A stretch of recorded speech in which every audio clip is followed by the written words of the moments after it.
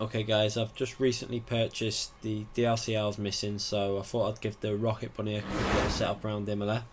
Go through the changes that I made quickly so you can actually see and hear what I've actually done. So basically the left tyre pressure we went down to 125 to lower it a bit more because it's an anti-clockwise circuit. We needed a bit more heat in the left hand side, so that's why the pressures on the left hand side, front and rear, are slightly lower. Brake pressure all the way up to 100. If you're running ABS off, obviously go down to about 80%, etc. And your brake balance can change depending on the circuit. If the rears are locking up or front locking up, that's just down to experimental if you use an ABS off. For this run I had it on anyway.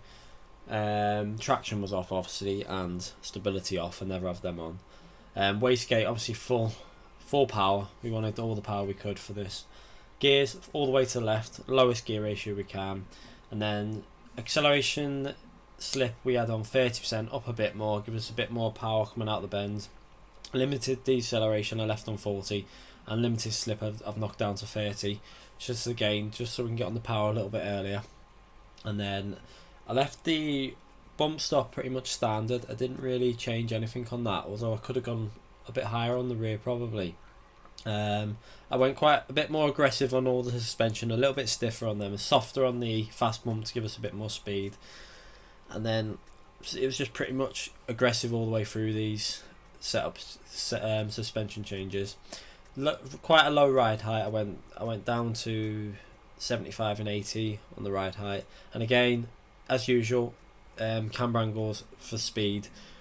The camber change, which is going to come in soon, will probably change a lot of these setups, so I'm a bit reluctant to do too many setups at the moment. That's why there's been a bit of a delay, because when this camber change comes in, it's going to change a lot of stuff. I've also included there obviously the force feedback. I have standard, but I've put it there anyway for you to have a look at.